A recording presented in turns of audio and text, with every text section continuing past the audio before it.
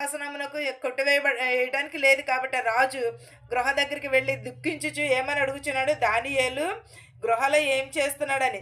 నీ నిత్యము నీవు సేవించుచున్న నీ దేవుడే నిన్ను కాపాడునని అన్నాడు. నీ దేవుడే నిన్ను రక్షింపగలడు అని అతనిని అడిగాను.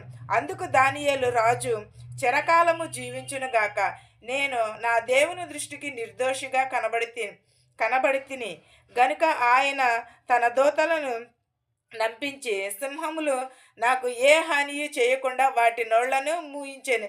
ఎలాగూ సింహపు గుహలో పడవేయగా దేవుడు ఆజ్ఞాపించి దూతలని ఆజ్ఞాపించగా అవి సింహపు నోళ్లను ముయ్యించెను.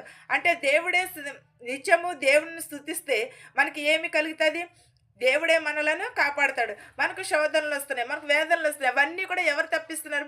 మనుషులు తప్పిస్తున్నారా? లేకపోతే నీవు నేను తప్పిస్తున్నాను? కాదు కదా, దేవుడే తప్పిస్తూ ఉంటున్నాడు. అవి దేవుడే మనలను రక్షిస్తున్నాడు. దానియేలును సింహపు బోనులో పడవేస్తున్నప్పుడు మోకాళ్ళని ప్రార్థన చేసినప్పుడు వాళ్ళ నోళ్ళ ఎవరు ముయించారు? దూతలకి ఆజ్ఞాపించగా దూతలు వాటి నోళ్లను మూయించాను. అలాగే సింహం మనకు ఎన్నో కష్టాలు శోధనలు వస్తూ ఉంటాయి, కానీ ఇవన్నీ కూడా దేవుడే మనలను కాచి కాపాడుతాడు. దేవుడే మనలను తోడుగా ఉంటాడు. ఎప్పుడు నిత్యమును కూడా దేవునిని స్తుతిస్తూ ఉండాలి. మనం ఎలా ప్రార్థించాలంటే నిత్యము కూడా దేవునిని ప్రార్థిస్తూ ఉండాలి. దేవునిని నిత్యమును కూడా కొనియాడబడేవారుగానే ఉండాలి. మ్రోకాళ్ళని ప్రార్థన చేయాలి. మనము దానియేలు ఎలాగైతే ప్రార్థన చేశాడో మన ప్రార్థన కూడా అలాగే దేవుడు ఆలకిస్తాడు.